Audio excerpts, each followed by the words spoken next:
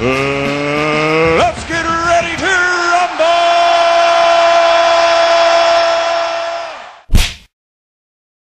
May the 7th, 1973, Heinz Auditorium, Boston. We start at the Aau'S, an acronym for Amateur Athletic Union. The Aau'S, as it was known back then, was America's national boxing championship at amateur level. The likes of Muhammad Ali won the Aau'S before turning pro. In the previous year of 1972, Sugar Ray Seales won Olympic gold at middleweight in Munich, Germany. He turned pro by this stage in 1973.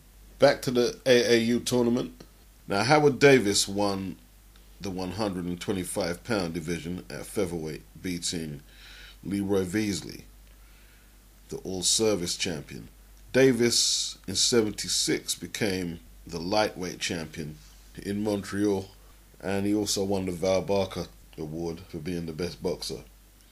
Ray Charles Leonard, in this same tournament, he fought 3 opponents who he would later take on as pros: Bruce Finch, Pete Ranzani, and Randy Shields. Randy Shields outpointed Ray in the light welterweight final. Leon Spinks was KO'd by D.C. Barker in the light heavy final.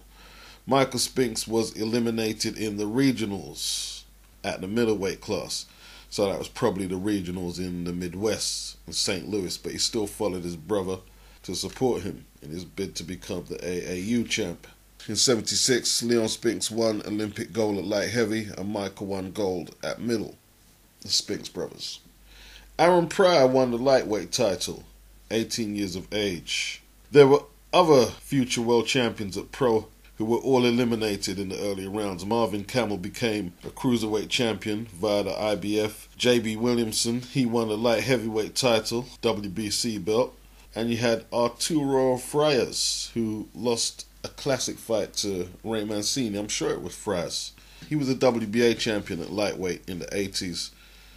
You had Robert Elizondo, who lost to the likes of Arguello and Rosario. As a pro, he was eliminated.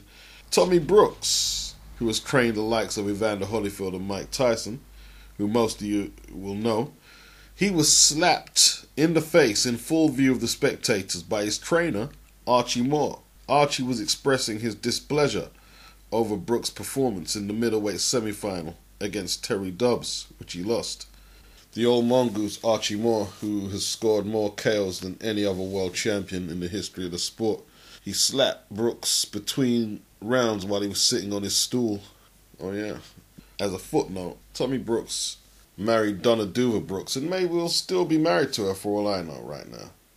In 83. That's Lou Duva's daughter. The star of the show, however, was Marvin Nathaniel Hagler, a 19-year-old apprentice machinist who scored 2 KOs in 4 victories, winning the 165-pound middleweight title, outpointing Terry Dobbs from Atlanta. The local press were hoping to feature Robert Newton, a local lightweight, who beat a future world champion in the tournament, Hill McKenty, from the Kronk Gym. He was the Kronk's first world champion. Unfortunately for Newton, who had a bit of a background story, he lost to Aaron Pryor in the final. The reason they wanted to focus on Newton, he was a local boy, he was in the Navy, soon to receive a master's degree from the Ivy League school, and the local paper called Marvin Hagler Nagler by mistake and also described him as a Newark, New Jersey fighter, despite him residing now in Brockton, Massachusetts, which is nearby Boston. Marvin floored Terry Dobbs twice en route to a points victory. Marvin said the referee saved Dobbs. Marvin was declared the outstanding boxer of the tournament. It's a shame that Spinks couldn't get through the regional rounds and get a place into the Boston phase of the tournament, the final phase. He might have took on Hagler. That would be a story, wouldn't it? Because they was at the same weight at the time. Leonard recovered from the Aau'S and he went on to win the 1976 Olympics. He stopped a vicious punching Cuban named Andres Aldama in the 3rd round. Classic performance by Leonard.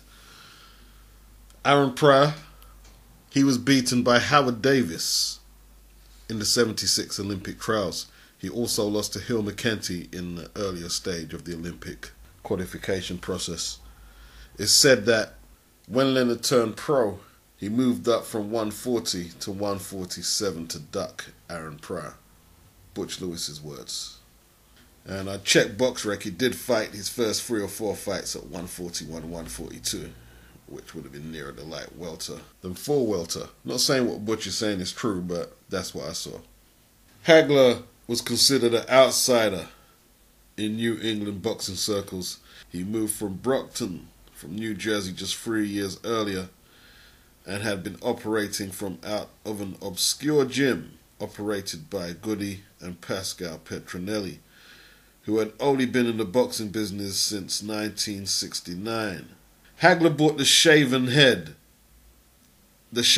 look into play for the AAUs in 73. And he had a very menacing aura.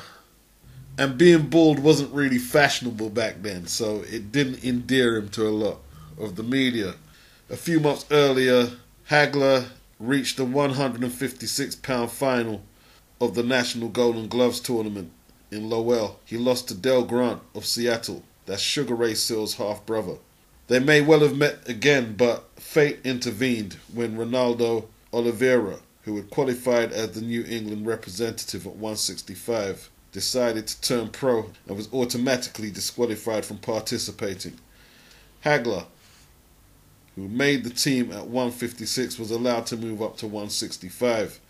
There was no New England representative in the 156 division, so Del Grant, Ray Seal's brother, breezed through the field to win. Emmanuel Stewart, he observed he thought that Marvin was too small for 156 and couldn't believe when he entered at 165 on 1. This was in 1973 and Stewart was still in the early stages of building his inner city gym called the Kronk Recreation Center.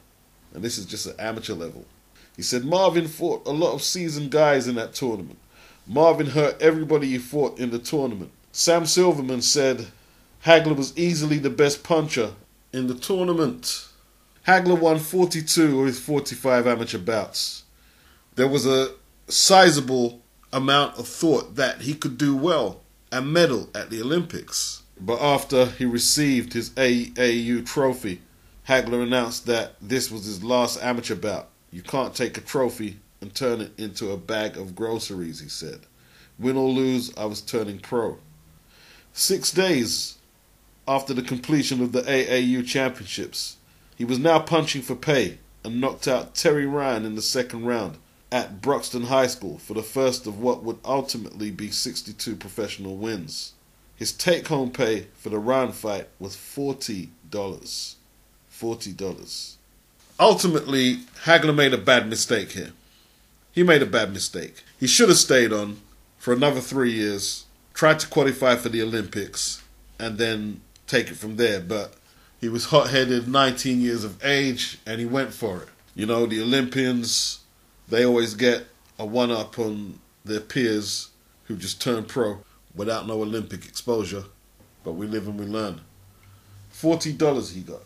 4 years later, after winning an Olympic gold medal in 1977, Sugar Ray Leonard, on his professional debut, would earn $40,000.